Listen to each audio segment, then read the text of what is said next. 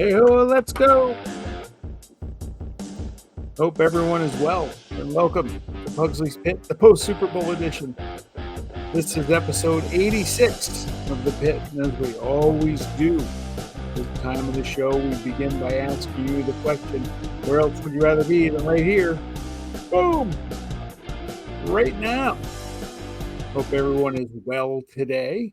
As usual, you can follow the show on Twitter at Pugsley's Pit, taking the podcast on YouTube.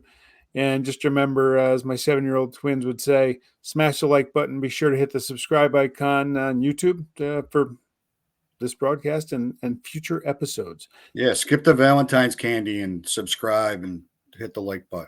I mean, come on. Perfect. We are back today.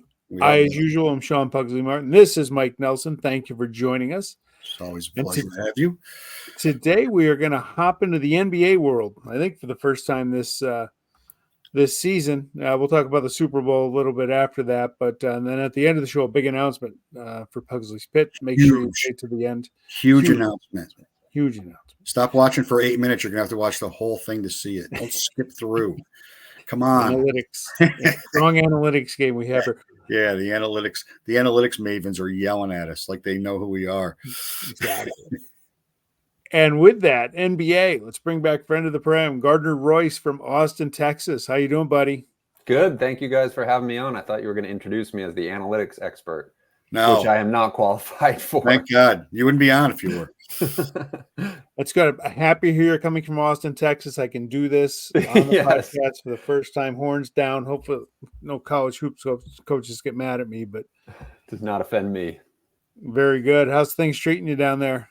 Good. Not to rub it in, but all my friends in New York are dealing with, shoveling snow, and I am not. So we got first zero winter here. Okay. We got zero snow. Not even a flurry. Yeah, we got more here in Philadelphia than they did in Albany, which is okay. Odd. Then you can have it. I'm good with that. Yeah. I was going to drive to Puxatawny and kill a groundhog today. That liar. Yeah, my family in DC, it seems, maybe got more than you guys in upstate. Wow. Well, we've gotten through winter pretty good, so no complaints here.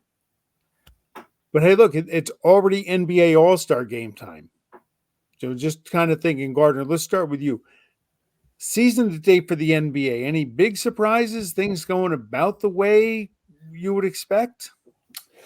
I think probably the biggest surprise, to just boil it down, would be at the top of the Western Conference. You have two teams in the Thunder and the Timberwolves who are just not accustomed to being there lately. I mean, the Thunder obviously 10 years ago, but that young core led by Shea, who's an MVP candidate, they're second in the Western Conference standings. They have a really young core. They have a guy in Chet Holmgren who's in the Rookie of the Year conversation. Yep. Has at times been leading that. He's probably a Defensive Player of the Year candidate. He's just been so impactful.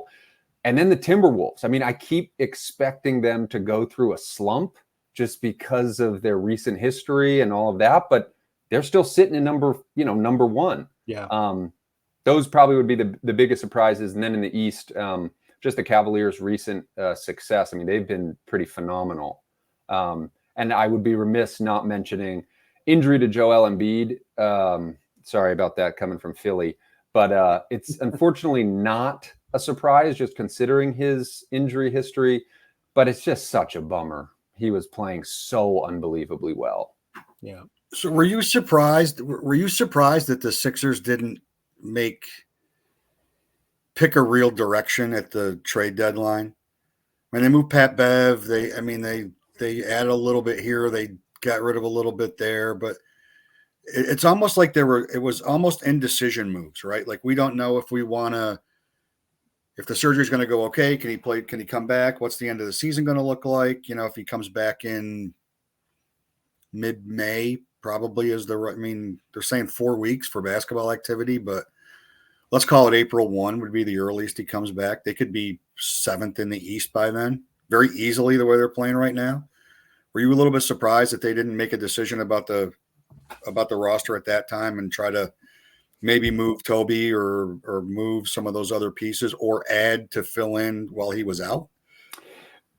What I would say is I'm glad that I did not have to make those decisions, because I think, unfortunately, with that injury, it put them in such a position where there wasn't a direction. If he had been ruled out for the season, it may have been easier to maybe move Tobias and whatnot. I actually really like adding Buddy Hield. I think he's a guy who over the past couple seasons, I thought different contenders in the Western Conference and Eastern Conference could have gone after, just because, you know, he shoots the ball so well. He's got some more size. You know, he's not a sieve on defense. I just don't know what they would have done, because I don't know if they had gotten in on the Pascal Siakam or OG Anunoby kind of pre-trade deadline. Right. That is something that I would have, if Embiid is healthy, I think then puts them into that conversation of like, oh no, we are now in the, you know, upper echelon of the Eastern Conference. The problem is just right now, I'm looking at it, they're sitting at 5th, 3-7 over the last 10. They're sliding, but they're too good to say, oh, we're just going to mail it in, because with Embiid, they were so good. And Maxey has been such a revelation. So I don't mean to be, you know, copping out on that answer. I just don't really know what they could have done, because they didn't go after OG, or maybe they went after, they didn't get OG or Pascal. And beyond that, I don't know who they would have gotten that would have really taken them up, you know, that echelon with the current people available. Right, guys. What? Sorry, Mike. The team that got OG. Where are the Knicks in this? I mean, Mike, you got to be ecstatic over this. Is this the best Knicks team since when? It's been a while. It's been a long since the John Starks 1 for 18. It's been a long time. It's been a long time that they've been not necessarily this good, but this much optimism of how good they can really be. Because they're still playing okay. They're playing okay. OG's out with the elbow. Randall has a dislocated. I don't know what it ended up being classified as, shoulder. They'll both be back. Hartenstein will be back. I thought adding Burks and Bogdanovich were brilliant, and they did every move they made. The thing that's most amazing is they made every one of those moves and got rid of a boat anchor salary and Fournier, and didn't have to give up any first-round picks. None. So they still had control. They have 8 controllable first-round picks for sign and trade in the offseason to get that third guy in if that's what they want to do. Dante DiVincenzo's been playing out of his mind. Yeah.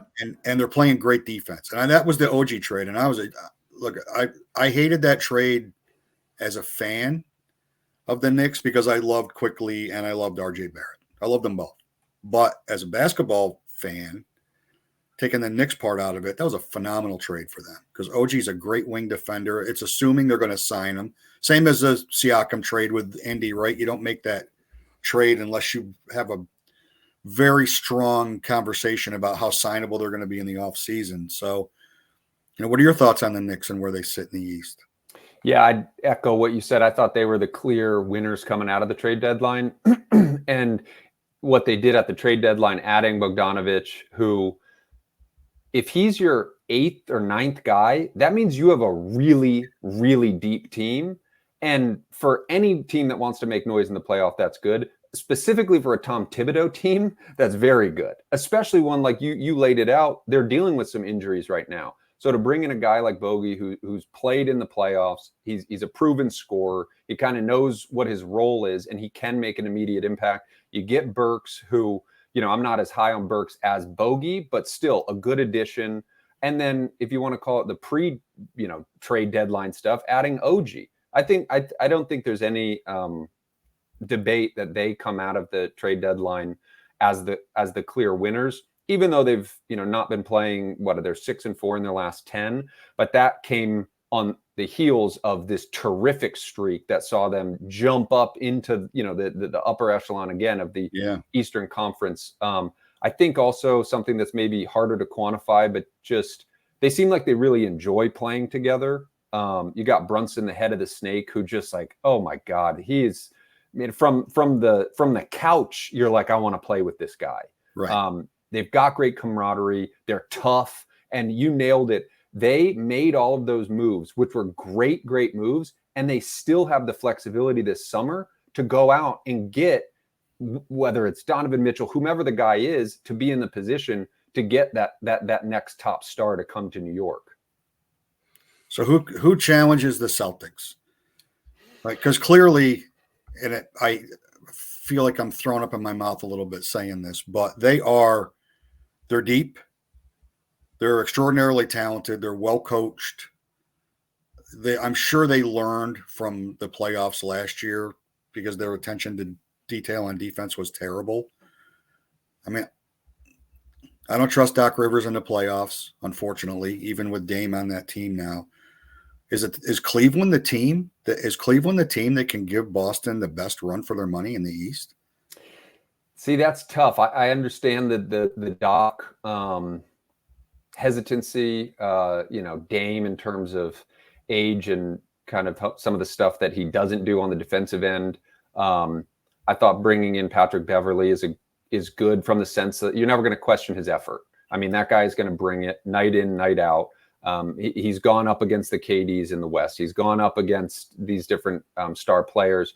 It's not like you're bringing in, I don't know, Bruce Bowen or something like that. Like he's got some miles on him, but it's still hard for me to pick the Cavs over the Bucks simply because they have Giannis. And I just think that guy does perform in the biggest moments. For his faults as a coach when it comes to the playoffs, and the stats speak for themselves, Doc, I think, does coach defense pretty well. That was something that they, weren't doing that great under Griffin.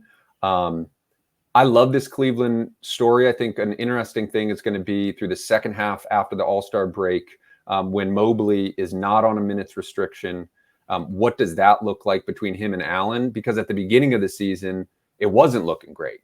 And Mobley has not taken that step that a lot of people kind of thought the trajectory he was on.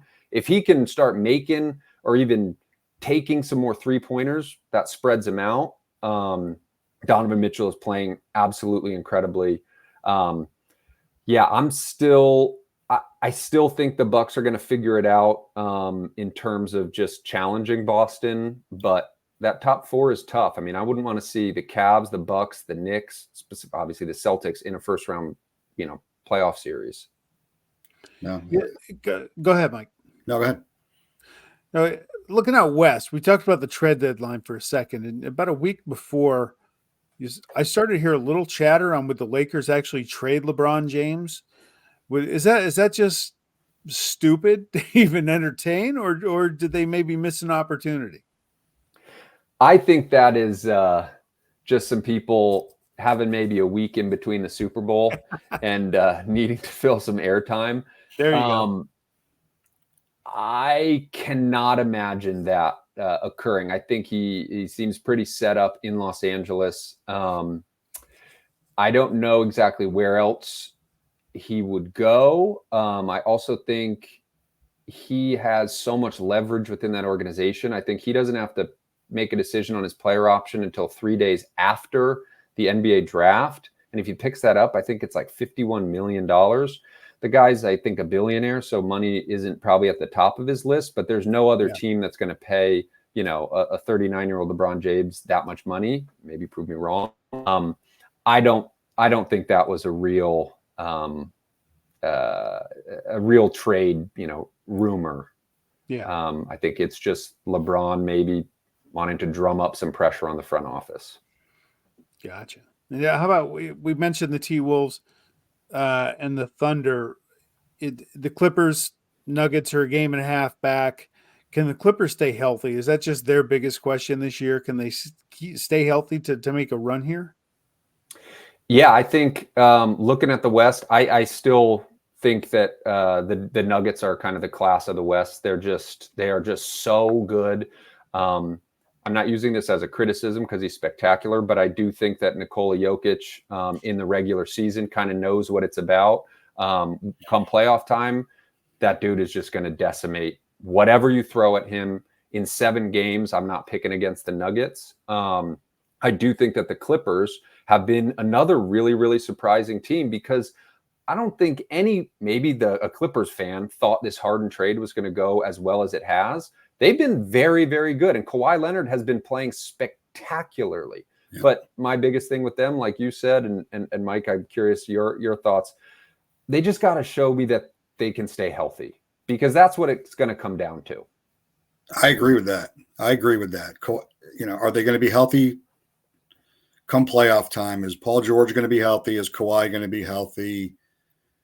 Is Zubac going to be healthy, because he also has an injury history? They're scary. They're a scary team, because when you're bringing Russ Westbrook off your bench, that's a scary team. He's still a pace changer. They come in and they play the way they play when Harden start, and then they bring Westbrook in and they play 1,000,000 miles an hour with him on the floor. And they'll play great defense, because George and Kawhi, no matter what their age is, they're all-time elite defenders, both of them.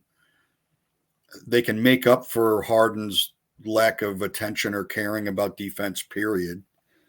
Zubac protects the rim. They're a scary team in the West. I'm curious what your thoughts on the two other teams. The Pelicans, also an injury conversation, right? And then, is this a year that the Kings can take another step forward?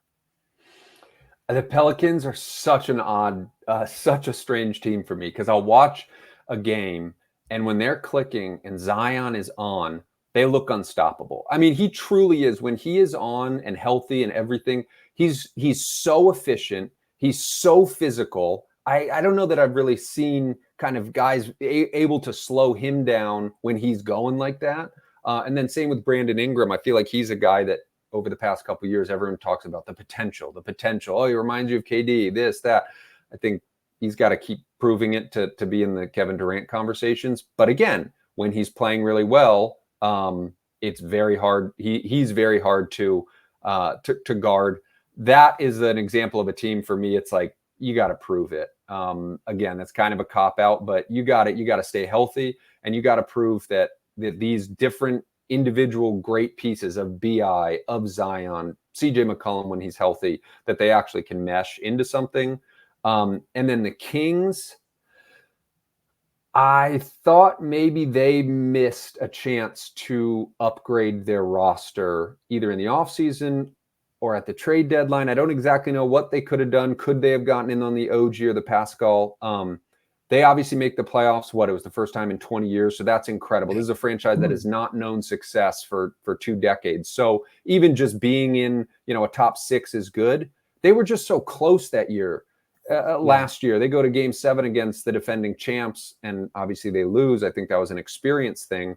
I do think I would have liked to see them maybe upgrade their roster a little bit, because when you're looking at the Western Conference, I'm not picking them, over the Clippers, over the Nuggets in a Suns series. I think they're probably a better team, but again, it's just so hard. The West, I think, is so hard outside of the Nuggets to try to future predict. The Suns to me I think they're being taken a little bit for granted. And I don't know how you take them for granted, but I think they are. The Royce O'Neal trade was I thought it was a really good trade for them.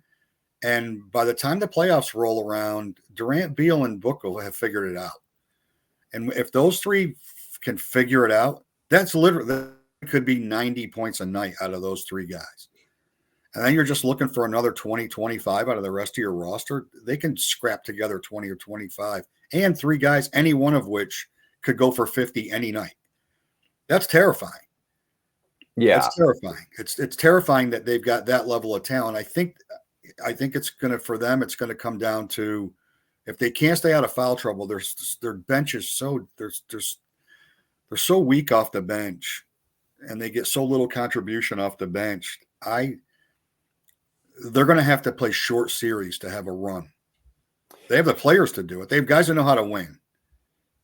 And I think this is kind of an obvious, but the West is so close in between, the 3rd spot to the 7. You just got to avoid that play-in, because I think the play-in game could be a dogfight. Maybe you guys have a no Lakers talk rule on your podcast, but like the Lakers or the Warriors have had 500 seasons. They've had their own issues that are, well reported, talked about. I don't want to see them in a play, and I don't even want to see them in a first round series, just because they've got the knowledge. They've all done it before, and when they are clicking, and I understand that's a huge asterisk, they're a scary team. Yeah, both of them. Yeah. Here's a team for you. I mean, they're both conferences so deep. What about the Mavs with Luka? Can he just take them just so far? Is that just the reality of it? So I liked what they did at the trade deadline. I thought they got 2 players in Gafford and Washington that improved their improved their team on the court right now. I watched that Thunder Mavs game, and I mean, Gafford, just from every second he's on the court, he impacts just the flow of the game. He's so big, he's so physical. I think it's key for them. They're going to have Gafford and Lively, 2 rim running bigs. They'll have 48 minutes a game, which is so key for Luka. One criticism that I have seen, which is understandable, is when you view the Gafford Washington moves in context of Grant Williams, and even looking as far back as Kristaps, they've given out a lot to only have brought in Gafford. For me, I get that. I think it's hard. I almost think you have to look at it in a vacuum in this sense for this trade deadline, because when they traded for Grant Williams or signed him, that was lauded as a very good deal. Grant was, he shoots threes, he plays defense. That was a whiff, but he just didn't pan out there. And same with same with Porzingis. So I get the criticism. I just think that what they did at the deadline made this team better. And they've won 5 in a row. I can't imagine picking them against some of the top teams in the West. But anytime you have a guy who's as skilled as Luka and a guy who Kyrie has been playing quite well for them, you're going to be in these series just because of their individual brilliance. On the same vein as the Warriors and the Lakers, just jumping back to the East again, there's that pesky group in the play-in world right now that found a way to get to the finals last year in Miami. They've been your old friends. They haven't been healthy, right? I don't know how many games they played with their core starting 5. Very few, less than 10.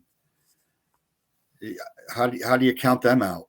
I mean, they've proven that they've proven basically that, let us get in as the 10 and we'll figure it out.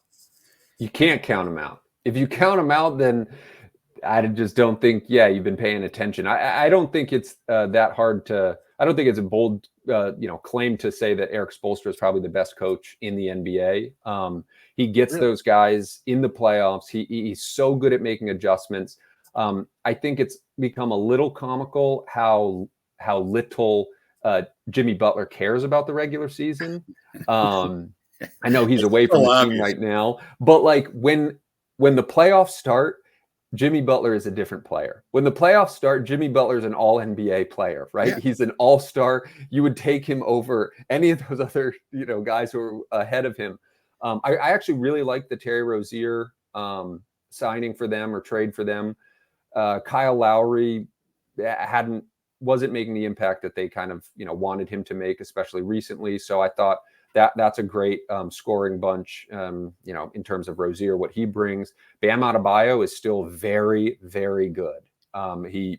He's played defense quite well against all the guys that, we refer to as the top of the East, whether it's the Giannis, the Embiids, now the Porzingises. I think of any of these bigs who are also defensive bigs, going into a series, you like your chances with him. Are there how many people are out there? I just want to go back to Spoelstra for a second. Guys like me that when he took over, when he coached LeBron and Wade and Bosh, are like, who is this hack? Anybody could coach his team. You just called him the best coach in the league. I mean, I'm guessing others probably owe him an apology. Yeah, I mean, and Mike, you please chime in. I just think, like I said, if you look at what he has done, obviously with the big 3, that kind of gets discredited the same way that Steve Kerr with the KDs and those, but that takes a different type of coaching to get those guys to buy in, to get them to take. But then it's almost more impressive what he's done after, because like Mike said, I mean, they're in the finals 2 years prior, right? In 22, they're in the Eastern Conference Finals, and Jimmy Butler was completely gassed, takes a 3 with a chance to win against the Celtics, send them back to the finals. I thought that shot was totally fine. That dude probably couldn't walk if they had gone to overtime. I was fine with that. So they're always in contention. And that to me is so important. They're not only are they in contention, but they're going into these series as the underdogs. And yet 2 games in, you're like, oh, dang, we picked the wrong horse in this one. I mean, the thing with Spoelstra for me is, I mean, if you listen to D Wade talk about him, nothing but reverence. Nobody's ever left Miami and said they had a problem with him. Like he has an amazing knack to get buy-in from everybody on the roster to fill the role that they need to win. And Pat Riley was like that, so he did learn from Pat that it's all about winning. It's not about anything else. The individual stuff will come, but this era of player, it is about them. It's one of the very few teams in the NBA where it's not. And Mike Malone does a great job with the same thing in Denver. Is they build teams that accept the culture, and look what they get. When the playoffs come, the culture rises to the top, right? And that's why they both, it would be amazing if it was a rematch, because Miami's got a much bigger hill to climb this year than they did last year, and many things would have to go right for them. But, I mean, to your point, I'm not picking against the Nuggets. There's no way. Yeah. You can't. You can all these up and coming teams and all these teams that have made all these moves, they just keep powering along, playing the way they play, and they'll have, a week where they have a bunch of close games. They'll go 2-2, and then they'll get pissed off, and they'll come back the next week and they'll have 3 30-point wins, and they won't even be close. Joker will have 3 triple doubles and by the third quarter, and that's it. What we briefly touched about the Celtics. I mean, let's say Porzingis can stay on 2 feet the rest of the way, right? And he's had a good year. Is this the year they finally get over the hump? That was the final matchup I wanted last year before Miami, urinated in my Cheerios on that. So is this the year the Celtics, is this their best chance to win it all? Mike, what do you think? God, I hope not. God, I hope not. There'll be less Celtics talk on here than there will be Lakers talk. I can guarantee you that. You go ahead. This is the best Celtics team in a long time. Yep. It's the best Celtics team in a long time. Porzingis has been a massive add and fit in. And it's a testament to Tatum and to Jaylen Brown. I mean, Derek White is amazing. I mean, he could barely get off the bench in San Antonio. He filled a great role in San Antonio. He goes to Boston. He gets in the right spot. They saw enough of him to move Marcus Smart, who was, quote unquote, the heartbeat of that team. They're better without him. And I didn't think that was going to be possible. I thought they would take a step back, but Porzingis has been incredibly efficient for them. When he's played, they've managed him well enough that if he sprains an ankle, they'll give him an extra couple days. They're using the injury report right with him so that it's not getting him in any trouble and he's not looking like he's resting. So, and he has been nicked up, so they use those injuries to buy him more time. Hopefully he plays 60 regular season games just so he's got 60 games together with that group. But if he plays 50, 60 regular season games with that group and they know what they're doing as a starting 5 with him on the floor, they are going to, they're very deep. They're very deep. They can go 10 if they need to in the playoffs, but they can go a really solid 8 or 9. And if they defend, it's what hurt them last year. If they defend with passion, like they did 2 years ago, and almost surprised everybody and got there, they're going to be a really difficult out. And I would just add with that, I think sometimes when you're watching a Celtics game, they'll be clicking on all cylinders. And one thing on the Porzingis, he's just affected their spacing so much. Changing him from like a Robert Williams or whatnot.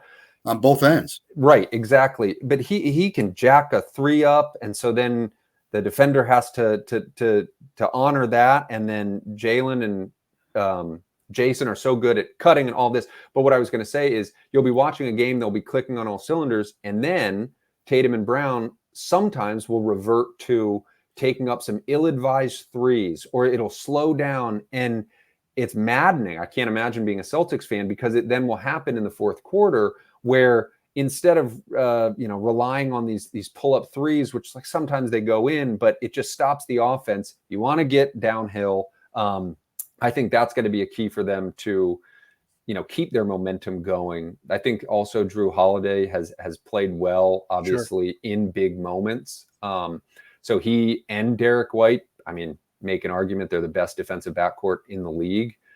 So I think 2 years ago, they were on their way to a championship in that finals. And then the Warriors, they're again, they'd been there before. They had guys who stepped up. They didn't let it go, Boston's way. So Jason Tatum and Jaylen Brown have been in these big games. At a certain point, they got to get over the hump, or then something else happens. Or then it didn't work. They're different guys who come in. Yeah. Here, I wanted one other topic. It's turned me off from the league the last few years. Like, I find it just maddening, crazy, is the load management issue. Did the league putting in the policy, or is everybody kind of used to it? Or was that just a great PR move by the league to say, okay, listen, here's the rules you have to follow to do this?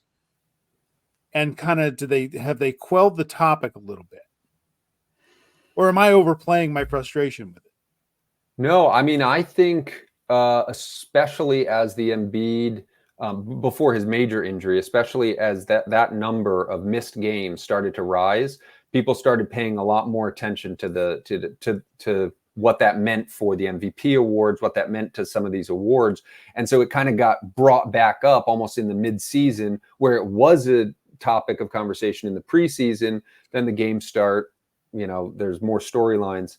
I think personally, I'm in favor of the 65 game limit. I think to be an MVP candidate, availability is a big part.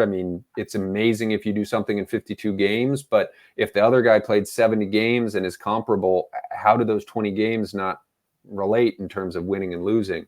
I still think that they have a ways to go. I think the Embiid, and this is a little touchy because then he goes and gets injured, but the way that Philly handled that, I think, was really, really bad. I think they also put him in a bad position, because if he's that banged up and they said, oh, he knew his knee was hurt, then put him on the injury report. Right. Just do it. That's what the injury report is for. But by not putting him on, then you bring out all of this conversations and this and that. And I think about it just from the fans' perspective. Those tickets must have cost a lot of money to see Joker play Embiid, and then he doesn't play. That sucks. Yeah. Yeah, it's the only time they're coming in. I'm a Sixers fan in Denver. I'm going to get to go see my favorite player, and he doesn't play. And that's what it was all about anyway. It was really a fan-led push, but to your point, the best abilities, availability, and you hate to be the guy on the porch like Barkley and Shaq are sometimes in the TNT studio, but like, you have the best nutritionist and personal nutritionist in your home. You fly first class.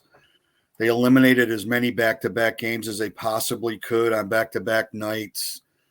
They stay in the best hotels. They've got the best trainers in the world. They're the best athletes in the world, and you can't play every night. So they had to do something. They had to do something, and whether 65 games was right or not, it bubbled up with Embiid. It bubbled up when Therese Halliburton came off the injured list with the hamstring, because all NBA is a $20 million bump in his max contract. Embiid's already won the MVP. He's already been all NBA. His contract max is set. For Halliburton, it's a big, big deal. And he was legitimately hurt, but they had to draw a line someplace. They had to do something to raise awareness to the players that, like, I don't feel like playing tonight, right? James Harden was hanging out at his favorite fast food restaurant that also has dancers in Houston, and he isn't ready to play the next day, so he doesn't play. Yeah.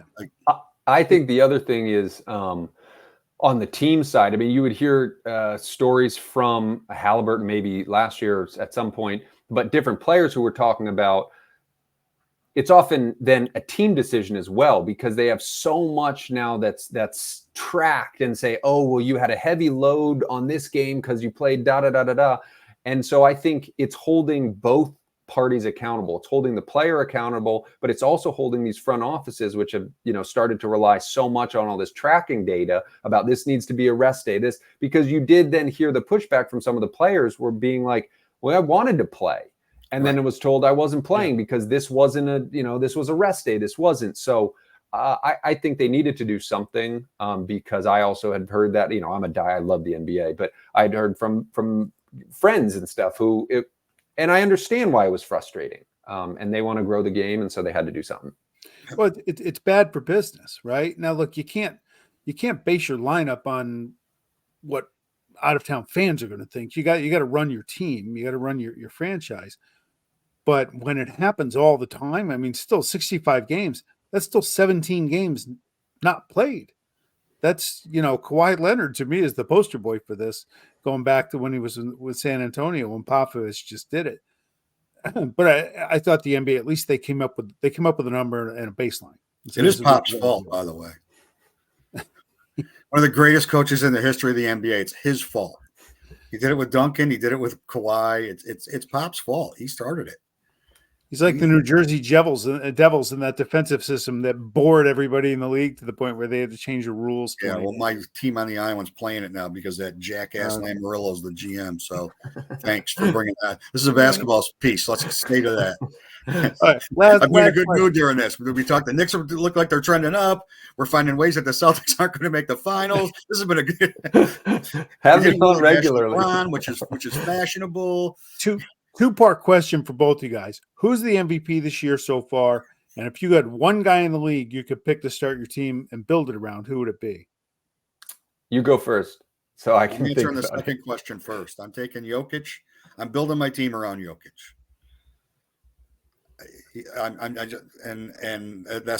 That's what I'm doing. Give me another year of Wemby and I might change my mind. Give me another year of Chet Holmgren. I might change my mind again. I think those guys are like transformational players because of size and talent, especially Wembanyama. But Jokic does everything that needs to be done to win, and he's proven that he's won. And he's like a switchblade player. Yep. He can take 0 shots and get 20 rebounds and 20 assists and be thrilled that they won. He's not a ball dominant player. MVP, that's a really, really good question because I'm taking SGA. Luka's going to get a lot of talk for the MVP, a lot, and his numbers are going to back it up. But the rise that the Thunder have made has shown everybody how good Shai Gilgeous-Alexander is. He's a phenomenal player. He is the guy that I drafted in the first round of our fantasy draft, and my team sitting in last place traded him for Damian Lillard during the draft. Stupid. That's why I'm in last place. Yeah, I think I'll answer in the same order, and I agree. I think it's hard not to say Joker. The only reason I think you would say someone else would be just age. If you wanted to go. Shai, but if I'm starting right now, I do it around Nikola, and I think that you're in contention for the next 5 years. He's just, you see it with the different guys that they bring in. I mean, kind of reminds you of we bring up Duncan again, but players just want to be around him, and he doesn't have to play this one way. So in a certain game, he'll terrorize your defense because he's the best passing big man that the league's ever seen. Another game, it's like, all right, I got to score. And he can give you 30. He could be at the top of the scoring list if that was if that's what he wanted to do, he would be, the top of the. So I just think he affects the game in so many different ways. It's like it's a cliche, but he really is like a coach out there. Just the way he sees the game. MVP is tough. The Embiid injury was a bummer. I think he was really on his way to a spectacular season. Just when you looked at some of the points per minute, it was, he was above Wilt and all these things. I think Shai has a good case. I'm always partial to Giannis. Maybe it's the Greek blood in me, but when you watch him play, the thing I love about him, and this is no knock on Shai because I think he would be up there as well for me, maybe going back and forth between them, is you just never question Giannis's intensity, his effort. And that is something I love watching. And he brings it on both ends of the floor. He's not giving up possessions. You may not like the way he always just barrels into people, but he wants to win so badly. And I do think that he puts your team in position to be a contender, when he's on the team. The thing that's funny is that we both answered Jokic to start the team. He's also, an MVP candidate again. Right. And it would be stupid to count him out. Yeah. Agreed. All right. Well, hey, Gardner, we're going to let you go, buddy. Thank you guys so much. This was a blast. I really enjoyed talking NBA with you guys. Yeah, thanks for jumping on. This was a blast. Yeah, it's nice when you agree on a lot of things. All right, man. Enjoy Austin, Texas, buddy. Thank you. Take it easy. We'll see you next time. Mr. Gardner Royce, people here in the 518 remember him from the TV news days. So, Mike, Super Bowl. Look, there's a lot from the Super Bowl. The big thing they're talking about is the OT question, Kyle Shanahan. Taking the ball. Here's the problem. When he came out and he's like, we agreed that we would do it, so if we each scored, we had the ball with the third possession to win the game. And I'm like, okay, I guess that makes sense.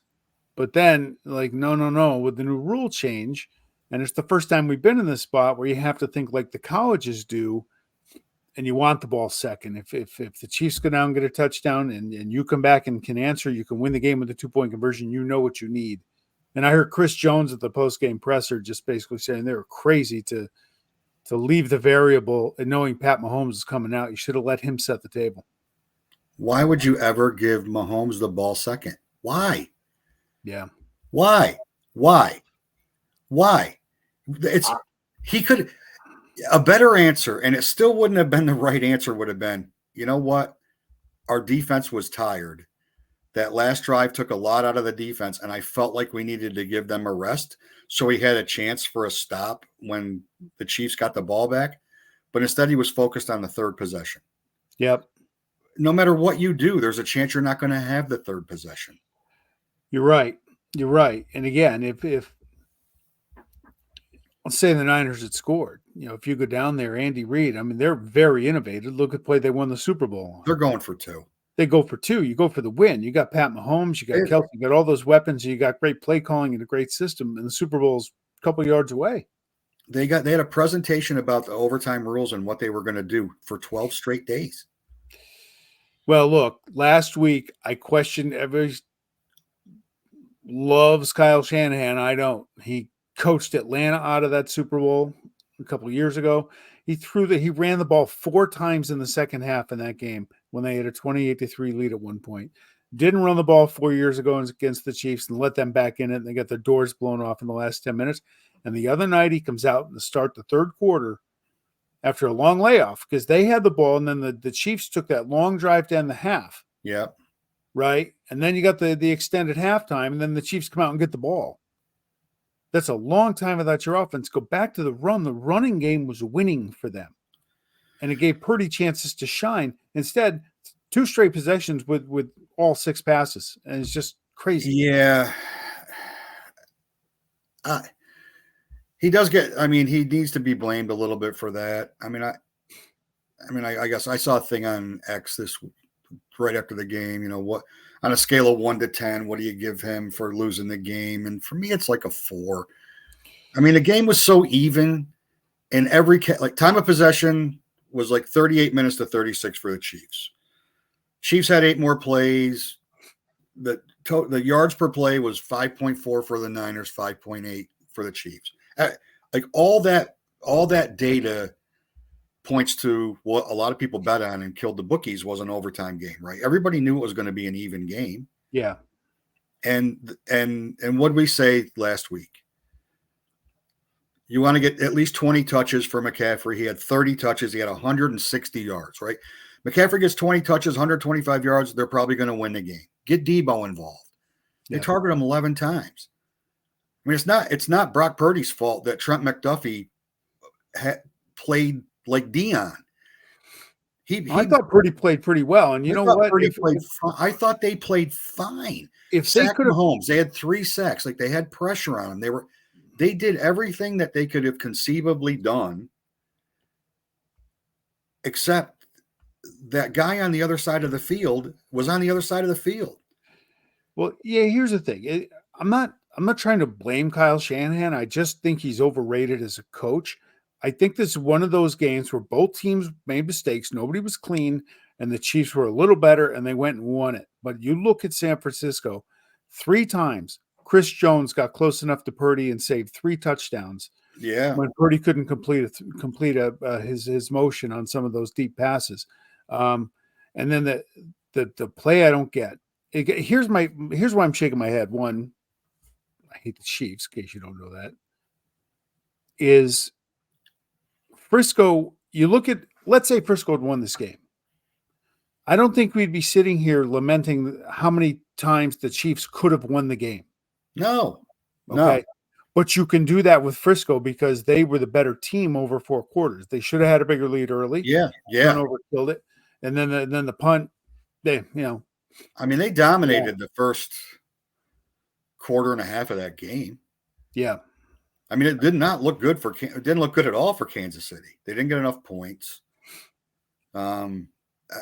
No, we wouldn't have been lamenting the Chiefs. We would have been like, you know what? They weren't that good this year anyway, and it's not surprising they lost. But the play that the Niners really screwed it up. 3rd and 4 coming out of the 2-minute warning in regulation. Empty backfield. And Tony Romo during the drive was saying that Spagnuolo knows his defense is tired. At some point, he's going to have to send the house. Everyone's waiting for it based on what Romo's telling us in the booth. And then they do it, and they have nobody back there to pick up Bolton. Now you got the incomplete pass. Yes, you kicked the field goal, but you also kept 35, 38 seconds on that clock that could have come off.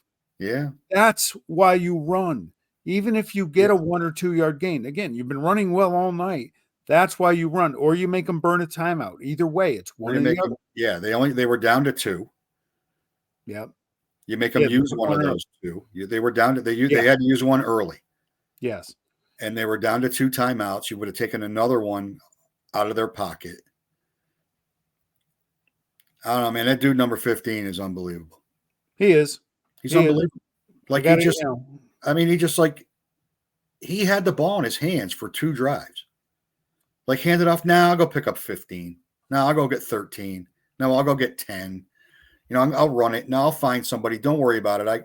And like totally calm. The play to win the game was an Andy Reid special. It's a great play call. It's a great play call, and Romo, for as much as people give him so much crap, the way he broke down why that was effective, it was a really good game. The commercials sucked. I thought the commercials were terrible. Usher was good. I won 3 of the craziest prop bets that I could have ever won. Right? I had National Anthem, 90.5 seconds. I took the over. Reba McEntire, God bless her, Country Hall of Fame soul. Hold on, Brave for a little bit, goes to 95 seconds. One for the good guy right off the top. There you go. I had over 2.5 players throwing a pass. Early. Juwan Jennings took me right out of bingo.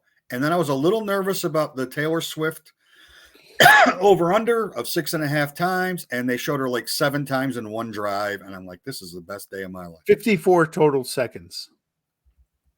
She had 54 seconds of airtime is what it came out to. She was on a lot, but 54 seconds. Highest watched show in the history of television. Yes. I wonder what caused that. Unbelievable, right? That's fantastic. Largest betting amount in the history of American professional sports. Wow. And the bookies got destroyed. Why? Overtime killed them. Overtime killed the bookies. So a ton of money, 8 bets over $1 million on the Niners to cover on, and they came in on Sunday after 12 o'clock. Line was 2.5. Chiefs get the touchdown. 25-22, they cover. The over-under started during the week at 46.5, and a ton of money came in on the over at 46. And then it went to 47.5, and a ton of money came in on the under at 47.5. Really? 47 was a number they lost on both ends. Oh, wow. And there were a ton of bets placed on overtime. Really? Yeah, the book got crushed the book got crushed. No, it's okay. One for the common man. It's about damn time. Here's another observation I had during the game, and maybe this has just been boiling. Jim Nantz has jumped the shark. Yeah. He's jumped the shark. He's had a great career. He's a Hall of Famer. He's one of the best ever. I hope he stays on golf because he's great. He's kind of jumped the shark for me. Just the mannerisms. I'm like, okay, I'm done. I'm kind of tired of this. It's too much. We talked about this last week. It's just it's over dramatic. That said, I don't want anything to do with. I don't want anything to do with him leaving and Kevin Harlan getting that seat because he's worse. It's a Super Bowl. We know it's a big game. Yeah. We know it's a big game. We got it. We understand it. We understand there's 2 minutes left and all the pressure's here and what's it like. We get it. We don't like. So I agree. I agree. I was thinking of you. Not immediately after the game, but when they started the trophy presentation, I didn't stay up for that. I was laughing and thinking of you because not only were the Chiefs getting ready to celebrate in your home team's locker room, but arguably your favorite quarterback of all time carried the trophy out to the podium. Who did?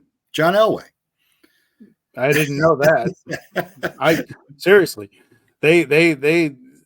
they were still celebrating in the end zone, and I was getting into bed. I'm like, Mrs. Pugsley's like, "Aren't you staying?" No, I'm not. All they had to do was trot Dan Fouts and Kellen Winslow out there, and it would have been a worst day of your life, for God's sake. I'm not watching this celebration. No, not in my backyard. No, thank you. I'm good. Hey, what do you think? Is Kelsey taking too much heat for the Andy Reid thing? He looked like an idiot. I get your intent. You don't want to come out the game. You don't do that to your coach. That's not the first time this year that's happened. You don't do that to your coach. You know everyone's watching you.